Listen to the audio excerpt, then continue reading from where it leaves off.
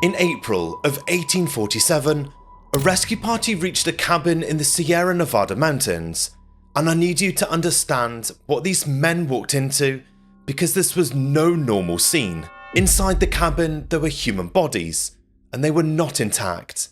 One of the rescuers described what he saw as human bodies terribly mutilated. Legs, arms, skulls, scattered in every direction.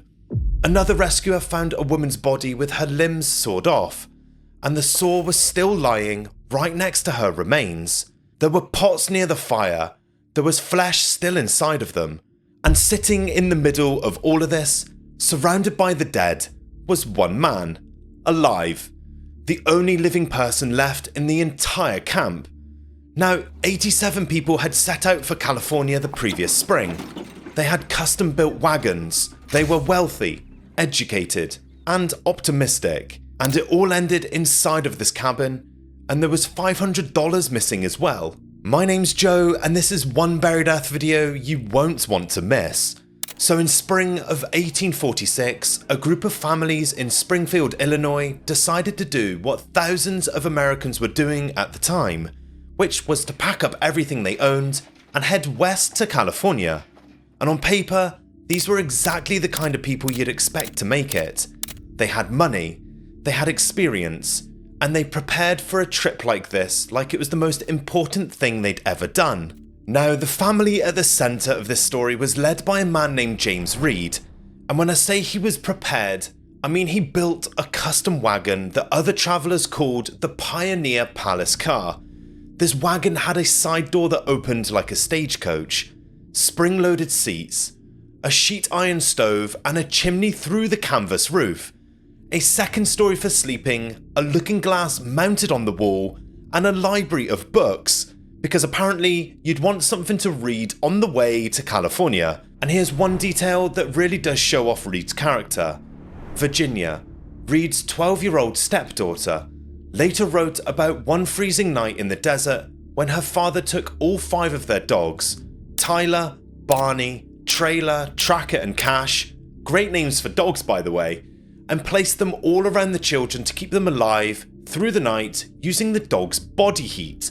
Now, the other major family in this entire story is the Donners, George Donner and his wife Tamsin, and Tamsin is someone I need you to remember because her story later becomes one of the most devastating things I have ever researched on this channel.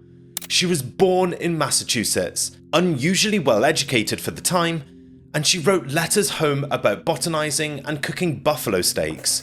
She was a scientist on a wagon train, and she is a massive part of this story. In total, 87 people, 53 men, 34 women. The youngest was 1, the oldest was 70, heading for Sutter's Fort, California, about 700 miles west, and someone told them about a shortcut. Now, I showed you what was inside that cabin at the start, but I need you to hold on to that image because the distance between a wagon with a looking glass and a cabin of mutilated remains is not as far as you'd think, and it starts with just a book. A man named Lansford Hastings had published something called The Immigrant's Guide to Oregon and California, and in it, he promoted a shortcut that he claimed would save 350 to 400 miles. Reed wrote in his diary that the cutoff was a fine level of road with plenty of water and grass. 7 weeks of travel. It sounded like the obvious choice. There was only one problem, and that was that Lansford Hastings had never actually travelled the route he was recommending. Traders near the route told them the hardest part would be a salt desert crossing, and they said it was about 50 miles wide. So the party thought, alright, 50 miles, we can handle 50 miles. It was 80. 80 miles of waterless, empty nothing. 3 to 4 days to cross. Reed lost 18 herd of cattle, never found, 4 wagons abandoned, the palace car, the looking glass, the library, all of it cached in the desert, gone. And when they finally rejoined the main trail, they had lost 3 weeks, then another week searching for scattered livestock. Those weeks were the reason 87 people ended up trapped in the mountains. The Sierra Nevada has a window. You have to get through the passes before the snow closes them off, and Hastings' cutoff pushed them past that window. The shortcut that was supposed to save 350 miles didn't save anything. It cost them a month. It cost them their livestock. It cost them their wagons, and ultimately, it cost them everything. But before they even reach the mountains, something happens that tells you the social fabric of this group had already started to tear. October 5th, 1846, Gravelly Ford on the Humboldt River, a teamster named John Snyder is beating his cattle with the butt of his whip. Reed steps in. Snyder turns on Reed and strikes him over the head with the heavy whipstock. Reed's wife Margaret runs between them to stop the fight, and Snyder strikes her too. Reed draws his hunting knife and stabs Snyder. Snyder is carried up the hillside. He dies. Now, on a wagon train, there's no police, there's no court, there's no law except what the group decides in the moment, and what they decided was banishment. Reed was expelled from the party, sent ahead alone into the wilderness. His wife and 4 children stayed behind with the group, and I'm telling you this now because James Reed becomes really important later. The banished man has a role to play that nobody could have predicted. Oh, and also one more thing, this story is crazy by the way. There's one more thing before the snow. A man named Wolfinger disappears on the trail, and then later, as a man named Reinhardt is dying, he confesses that he had something to do with the murder of Wolfinger. Wolfinger had money, and the money disappeared with him. I'm flagging that right now because this is a pattern of someone dying and money going missing, and it doesn't end here. Moving forward to the last week of October, snow is starting to fall and they haven't even crossed this pass. Virginia Reed later described walking through snow that was up to their waists, carrying children. They couldn't push through. They turned back. 87 people split between 2 camps. One group at Truckee Lake that was later called Donner Lake, where there's an existing cabin from a previous immigrant group. The Donner families camp at Alder Creek, 5 miles away. Tamsin and George are at Alder Creek with their 3 daughters, and George has a problem. He's injured his arm, a cut that is getting infected, and it's getting worse. They slaughter the remaining cattle, but the snow buries the carcasses. Some are never found. They're under 10, 12 feet of snow. You can't dig for something you can't see when the snow is deeper than a building. So the hides became food, boiled into a glue-like substance that Virginia later describes as something that would make you gag even when it was the only thing between you and death. They burn bones brown to eat them, and winter isn't even half over. At Donner Lake today, there's a monument. The base is 22 feet tall. That height was chosen to represent the depth of the snow that winter. Now, Patrick Breen kept a diary throughout, and his entries track the slow collapse of everything. Weather, snow, deaths, food, and then one entry crosses a line that most retellings would probably skip. Breen writes that Mrs. Murphy said she thought she would commence on Milt and eat him. He calls it distressing in the same entry. He records that the Donners had begun eating the dead 4 days earlier because they couldn't find their cattle under the snow. Commence on Milt. That's not a modern paraphrase. That's the diary itself. And what disturbs me about this is not what it says, it's what it doesn't say. He records the weather, the snow, the depth, who died, one line about commencing on Milt, then back to the weather, as if writing it plainly would make it too real. But while all of this was happening at the camps, something else has been going on. Because a month earlier, 15 people strapped on homemade snowshoes. They packed 6 days of food. They expected it to take 10 days to reach the nearest settlement. It took 33. 15 people, 10 men and 5 women. They left the lake camp on December 16th, walking into the Sierra Nevada on snowshoes they made themselves. The snow was so loose that even the snowshoes sank 12 inches with every single step. By day 5, a man named Charles Stanton started falling behind, and I need to tell you who Stanton was because it makes what happens next much harder to hear. Stanton was not part of the Donner Party originally. He had no family with the group. He'd gone ahead to Sutter's Fort weeks earlier to get help, and he came back with food and 2 Miwok guides. He could have stayed in California, but he chose to return for everybody. On the morning of the 6th day, they find him sitting by a dead fire, his pipe in his hand. Someone asks him if he's coming, and he says, "Yes, I am coming soon." He never got up. They leave him there. The night of December 22nd, the food runs out. Eddie finds a small bundle of bear meat hidden in his pack with a note from his wife. "Your own dear Eleanor." She'd been saving food and hiding it in his gear so he would have a chance. By the 23rd, they are lost. Even the guides are bewildered.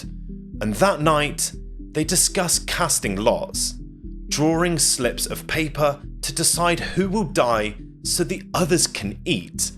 Everybody partially agrees, except William Foster. Later retellings say they actually drew the lots, that a man named Patrick Dolan drew the fatal slip, but the group couldn't bring itself to kill him. They decided instead to keep walking until death claimed somebody naturally, and I want you to sit with that for a moment. These people tried to create a fair system of murder, and even after starving for days in a blizzard at 6,000 feet, they couldn't go through with it. That tells you how deep the taboo runs, and how much further they still had to fall. The storm hits that night.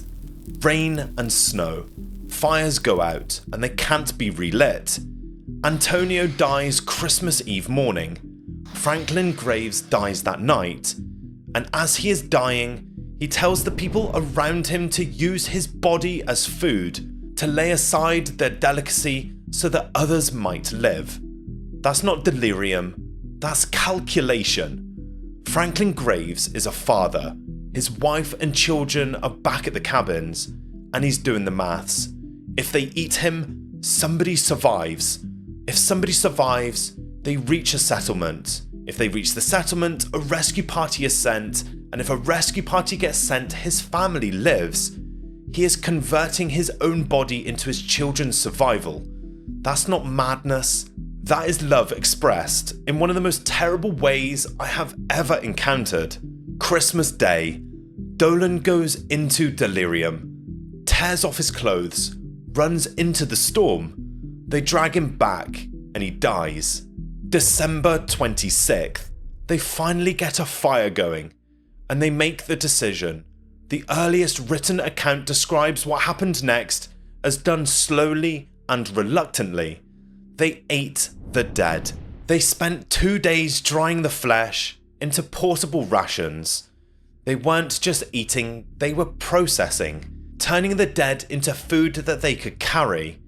After that, the journey just becomes a blur of blood and cold. They eat their snowshoe strings. Eddie eats his moccasins. Every footstep leaves blood in the snow. One of the guides' toes drop off at first joint. Luis and Salvador flee into the night, fearing they'll be killed for food. The earliest account says they died of exposure. Later accounts accuse Foster of shooting them. The record is contested. What isn't contested is that their bodies were consumed. Eddie kills a deer, cuts its throat with a pocket knife. They drink the warm blood. Jay Forstick dies that night. His wife lies beside him praying for death. They take flesh from his body, and the earliest account adds one more detail, of course, most retellings skip. There was one there who tasted not of it. One person refused, even at the absolute bottom. I keep coming back to that. The record doesn't tell us who, just that they existed, and it proves that even at the worst of all of it, the moral line didn't disappear for everybody. Somebody held on to it. January 17th, 33 days after they'd left, Eddie walks ahead alone to the settlement. Rescuers reach survivors at midnight. 15 set out, 7 survived, 5 women, 2 men. Every single woman lived. Most of the men died, and nobody has fully explained why. February 19th, 1847. The first rescue party reaches the lake camp. What they find are people who barely look human, emancipated, hollow, some too weak to stand. The rescuers can only take those that can walk. Everybody else stays behind. March 1st, the second relief arrives, and leading it is a man who 5 months earlier killed another member of the party with a hunting knife and was banished into the wilderness while his wife and 4 children stayed behind. James Reed made it to California, and he came back. Think about what that means. This man was cast out. He walked alone through the desert.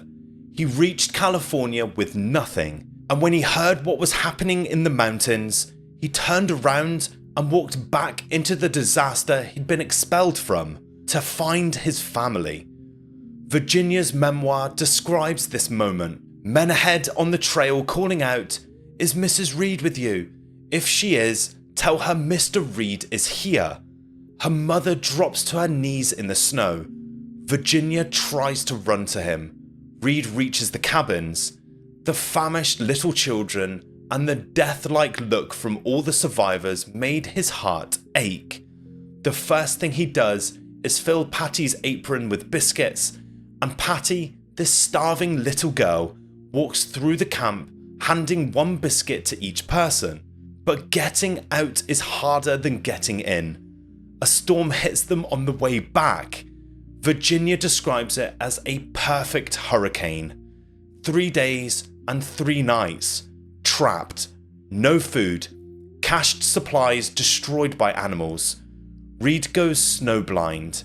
He collapses, and then his daughter Patty starts to fail, and Reed does something that Virginia remembered for the rest of her life. He finds crumbs in the thumb of a woolen mitten. He warms them between his own lips. He feeds them to his daughter. Crumbs in a mitten.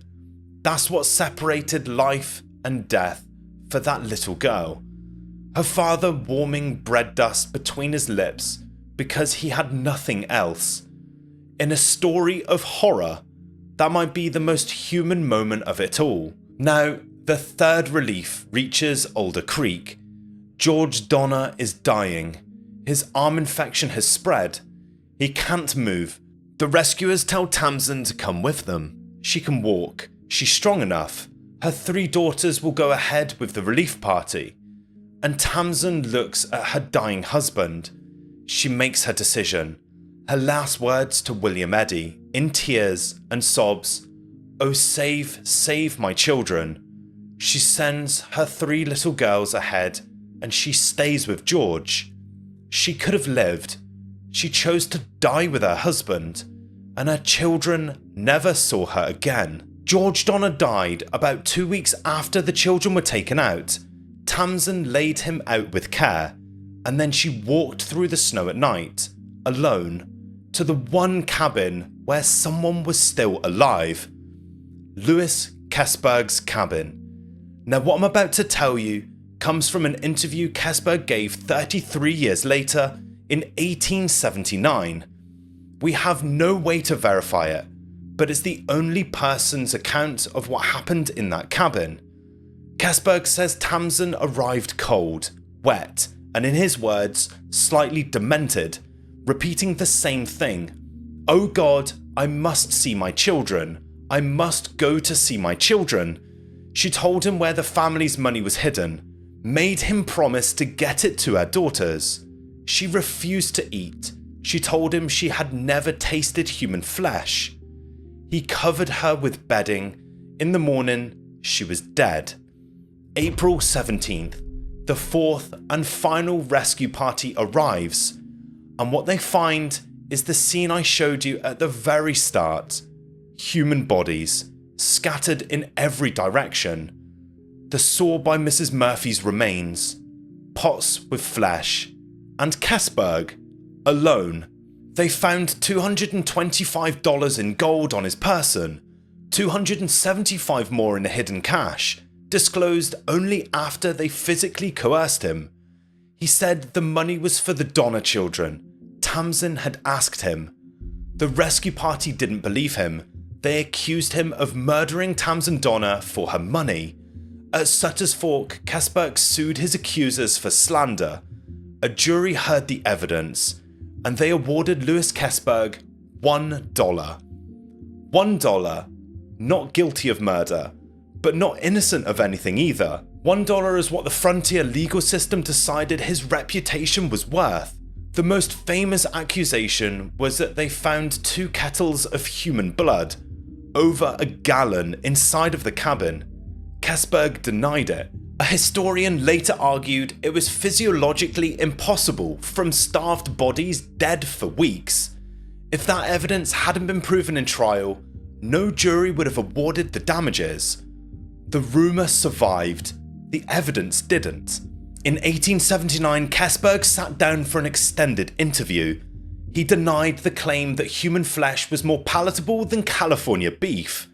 He called it falsehood. He said the food was neither otherwise than loathsome, insipid, and disgusting. He described being alone for nearly 2 months as a dismal cabin surrounded by corpses.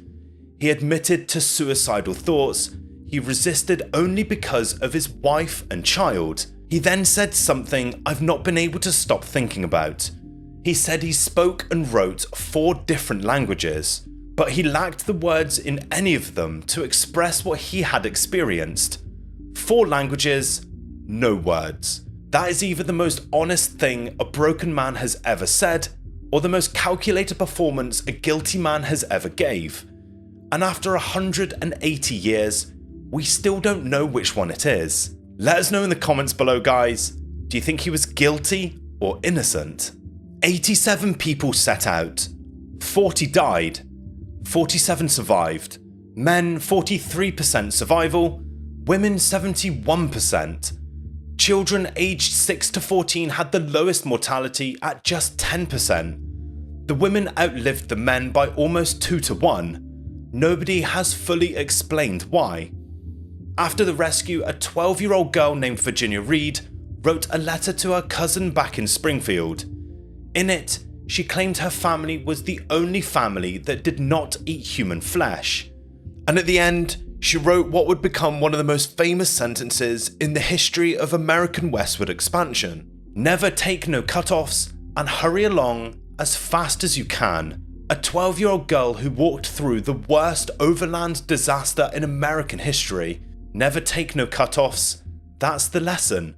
The looking glass is still somewhere in the Great Salt Lake Desert. The library is gone. At Donner Lake, there's a monument. I keep coming back to the saw as well. The one that they found lying next to Mrs. Murphy's body. Because someone picked that saw up and someone used it. And that person, 6 months earlier, was probably packing a looking glass into a wagon and dreaming about California. There's a direct line from the dream to the saw, and it runs through a shortcut that didn't exist. It's such a confusing story to tell, guys. I hope I did it justice. It felt so confusing at parts, but I think we got there in the end. My name's Joe, this was Buried Earth. If you enjoyed this video, please do hit the like button and subscribe so you don't miss another video. And on screen right now, 2 videos I think you're gonna want to watch next.